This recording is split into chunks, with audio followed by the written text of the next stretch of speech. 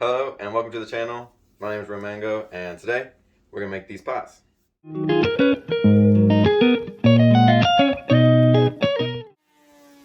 It's been a while since I've been in the shop because I was away for school and I wanted a new project.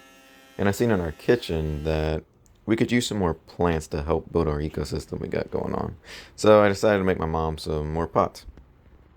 With these pots, I knew I wanted them to have a design similar to this Lazy Susan, which I made her last year. I don't take credit for this idea. I got it 100% from another awesome channel, Fisher's Workshop, which I'll link in the description, and I highly recommend you go check him out. He's got great content. So here are the designs I came up with. The white will be maple and the black is walnut. I try to incorporate those squiggly lines a different way in each pot and make them look as if they come together as a set. I start by cutting all the wood just for the squiggly pieces needed in each pot. You need very thin strips of walnut to inlay, and since it would be terribly unsafe to set the fence that close to the blade and try and run my hand past it, I instead ripped the strips so that they came off the waist side, and then kept bumping the fence over till I had enough. It worked out that by bumping the fence 5/16 of an inch, it gave me the exact width that my bandsaw kerf is, which is how thin you need them to be. Okay, so I got all the pieces cut out for the squiggle things, I'll call them. And as you can see, I put together one. And all it needs now is to be cut into the segments, which I'll do after I cut up the other ones. And this one is 1.5 inches thick. And so it's going to go to this vase. For all the other vases, or pots, I guess, they're only 3/4 inch. But because that process took so long, and because you had to wait for the glue time, I left these big as well. And what I'm going to do is rip them in half to save some time. So I'll rip them in half after they've been squiggleized. I first draw a line for me to follow, and then take it to the bandsaw. While I'm cutting, I'm focused more on making smooth curves than following the line exactly. I then glue it up by placing the walnut strips in the curves, and then gluing it back together with some F-clamps. I then repeat this process 2 more times to add more squiggles, and I arrange them in different patterns so that they intersect each other often enough throughout the piece. After the pieces are glued up, I bring them to the joiner to square up a side and a face, and then use the table saw to cut the other side square. I then rip it down the middle to give me 2 pieces from each one. The next step is to glue on the maple and walnut strips lengthwise on each side of the piece, and then cut it square.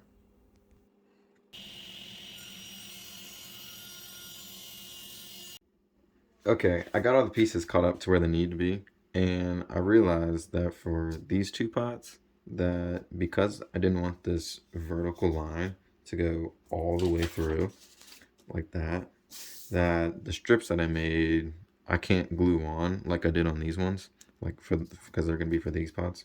So I had to go back and cut off the strips I initially had glued on there, but that was fine. And instead, I made these by resawing them on the bandsaw, and they're the same thickness. So what I'm going to do is cut these into the segments and glue them up into a ring, and then I'll glue these ones by sandwiching it all together afterwards. So I'm going to go ahead and cut those now. To cut the segments, I use a table saw sled set to cut at 22.5 degrees, which cuts an 8/7 ring. And I slide the piece into the stop block, then remove the stop block, and hold the piece against the board to cut. And I repeat this by flipping it over until I have enough.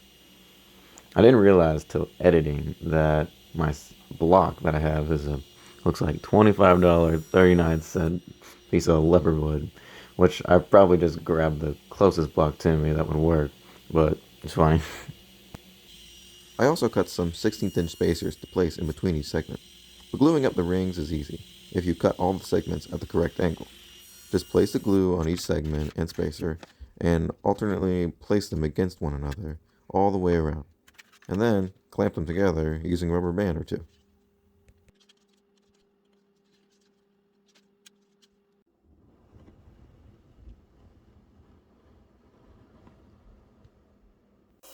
In order to make the rings flat, I use a disc sander and carefully hold it against it so it doesn't fly off. And then I glue the resaw pieces with some additional walnut blocks I cut to the rings to complete the glue up for these pots. I realized that for the one with the two smaller rings, that it didn't have much of a bottom, so I drilled a hole with a hole saw, and then glued in a disc that I had made on the lathe to fit the hole tightly.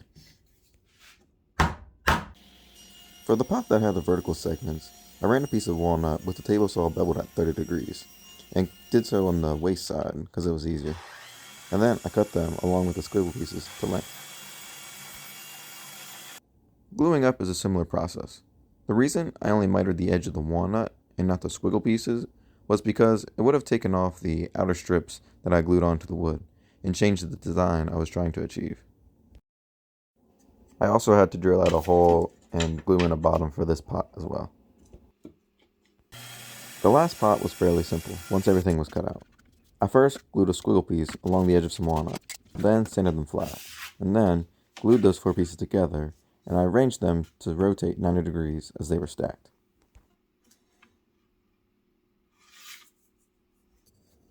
I used up all my other waste blocks, so I had to make more of those, and I glued one to each pot. This was so that I could mount a faceplate to the wood so I could turn it on the lathe. Because these pots are for plants that need water, and I didn't want to use an epoxy or something to make it 100% waterproof, I decided I wanted a barrier between the pot and the plant. So I went to Waller Road and I found these cups, and I got all four of them for $2. And they work perfectly for this plant my mom already had once I get it cut down with the Dremel. So it fits in like that, so it works good. And so the move now is going to be to make the pot so that it'll fit these cups like right inside. So what I'm going to do now is cut the rest of these cups down, and then I'll be ready to start turning. I draw a line so I know where I'm cutting, and then use a plastic cutting bit on the Dremel and make my way all the way around the cup. It leaves behind this rough melted plastic around the brim, so I sanded that down too. Now it's finally time to use the lathe.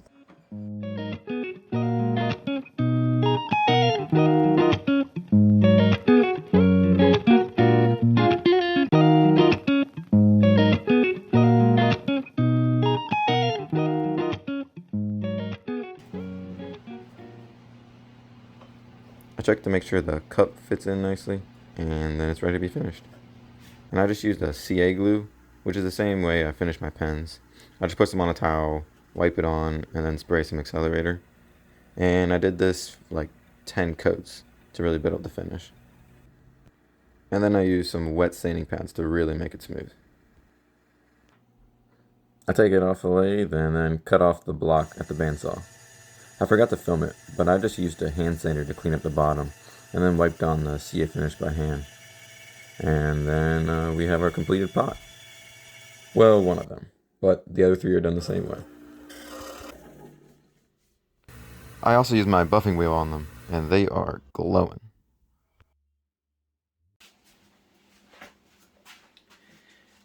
Okay, all the pots are finished, and I'm now realizing afterwards that out of our whole jungle that we have in our kitchen, that only 2 plants actually fit this size. But I'm sure it's a standard size, so we'll find more. But seeing them all together, I really do like how they look as a set, and I think the designs and the squiggles really work well, and so I'm really happy how it turned out. And I know my mom will be too once I give it to her. So, until the next project.